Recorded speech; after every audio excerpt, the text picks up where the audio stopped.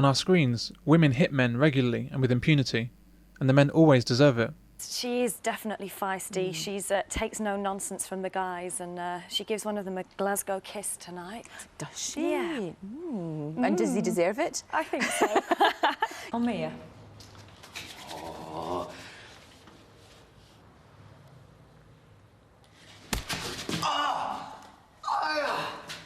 Now, maybe that's in a language you'll understand.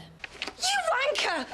No! God! Fuck you, you arsehole! I'm sick of getting punched by you cluster fucking nuss bitches.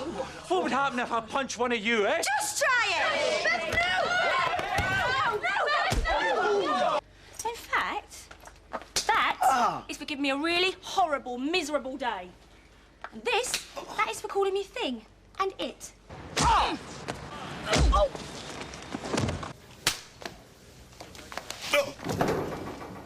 I am a doctor. Prove it. Stitch this, mate. How can I help you? I'm Roy. Well, here I am! Here in The Incredibles, in the entire film, men get hit by men and women, but none of the female characters are struck. Hey, look. Whatever happened to ladies first? Well, whatever happened to equal treatment? Hey, look, wait. The lady got me first. Even a boy can be hit by an adult, but never a woman. In our cartoons, girls are taught that it's absolutely okay to hit boys, and they'll never hit back. What's a mouse pad? Feminine protection for mice. I saved you. Do I get a wish? Jerk! Let me try. Hey there, lady. Yeah, whatever. I mean it! I mean it! Ah! I never made a man cry. I even kicked a guy in the groin once and he didn't cry. I got the cat. I haven't actually seen the Chippendales, and I can't think of anything worse than sitting staring at some bloke's crotch for 2 hours. Unless, of course, it belonged to Judge Pickles and it was in a liquidator, but... Women and men will frequently laugh at scenes of male castration or any damage to the male groin. Most comedy films, particularly Hollywood films, will have the obligatory shot of a man hitting the balls, or worse. Go on, chest it!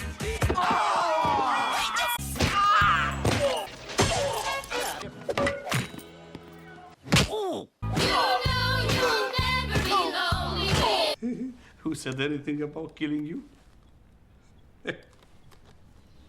Hi, little girl. What do you want for Christmas? Sweet mother!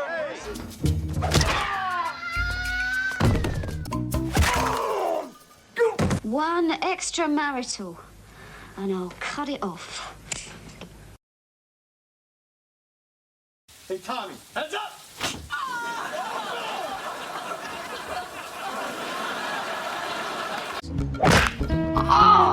Solar plexus, instep, nose, point!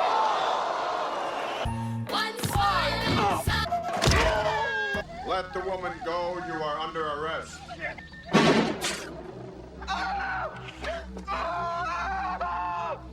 And take away his weapon. Both of them.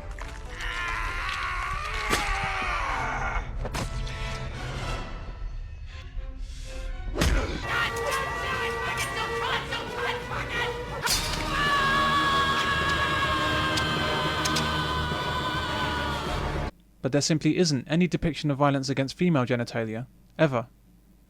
Sexual violence against men on screen is entertainment, but against women it's always serious, and is said to promote misogyny and violence against women. What does sexual violence against men promote? Well, for some, it leads to TV fame. My next guest is a woman who's famous around the world for literally taking the law into her own hands. It's my pleasure to welcome Lorena Bobbitt. Welcome. This is your first appearance on British television, and millions of viewers join me in wanting to know the answer to one question. Cut any good dicks lately? Chuck. Have you ever seen or heard of a man mutilating a vagina? And if you have, would you expect to see them laughing about it on a talk show? To me, one of the most astonishing things is that men do not get uptight over the fact that they will be laughed at. If I was to be found in the street tomorrow morning with my penis cut off down the road, I would be laughed at. I am so worthless because I'm a male that I would be laughed at. The media would make jokes about me, and there'd be jokes, and men would be doing it too. Men have no idea that that some part of themselves, if you like, is missing. They simply don't consider it. In the Clint Eastwood film Unforgiven, 9 men are shot dead, 2 men beaten, and 1 man whipped to death to avenge the facial injuries inflicted on 1 woman. Film after film is produced out of Hollywood. Women in danger films with men dying like flies to keep her safe or avenge her honour. Here in The Shield, a suspected rapist is cornered. Send him. Take him!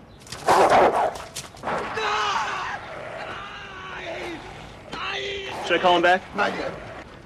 Call the dog back? This guy raped 5 women. 2 today. They used a police dog to subdue him. Ruptured one of his testicles. They say dogs are a good judge of character. Of the hundreds of men killed or maimed on our screens every week, practically all of them are shown to have deserved it in some way. There seems to be 101 reasons why a man might deserve to die, and not a single reason why a woman might deserve it. You're safe now. He's not going to hurt you anymore. Here, a drunk driver who killed a child is gunned down by a grieving family member. Can you imagine a storyline with a female drunk driver killed? In the film 88 Minutes, a woman commits multiple murders, but the writers want to tell us that she only did it under the influence of a man. You seize on a naive junior lawyer on your legal staff. You realize that she's damaged kids, psychologically impaired. Genius, isn't it? Susceptible to your crap, so what do? You get her to kill people for you. We now live in a society where everyone except men belongs to a protected group. Disabled people, gays, blacks, Jews, Muslims, old people, fat people, red-haired people, the vertically challenged, and of course, women. The list of groups worthy of protection goes on. Infected by political correctness. You cannot speak your mind because you are deemed to be offending people. And the only people you can offend with impunity are men, particularly white, heterosexual men. You've got everything of those, that everything is stacked against you. After Beslan and other terrorist incidents, there was media concern that there may be an unfair backlash against Muslims. With hundreds of people killed, there's now a backlash against the country's 20 million Muslims. Today, people are directing all their anger and all their frustration at the entire Muslim community. So does it not follow that if the misbehaviours of relatively few men are relentlessly highlighted and exaggerated, that there might be an unfair backlash against all men? Maria says she spends the bus journey to work keeping an eye out for suicide bombers. When I enter bus, I can't help thinking about terrorists, so I have to look attentively at everybody around me. Women seem to understand the danger of constantly being associated with something negative.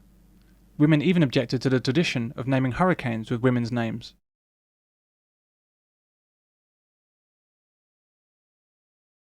If relentless public messages didn't affect our perceptions and our behaviour, there'd be no such thing as advertising. By continually casting men in the role of paedophile, wife-beater, rapist, criminal, death object, terrorist, stalker, idiot and absent father, how can there not be a backlash? In our supposedly male-dominated society, men are effectively restricted in their choice of employment due to misandry.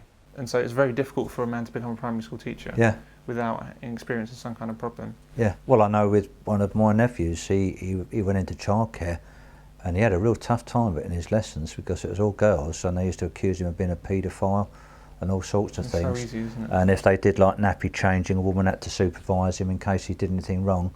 But I think that's well out of order. Totally out of order.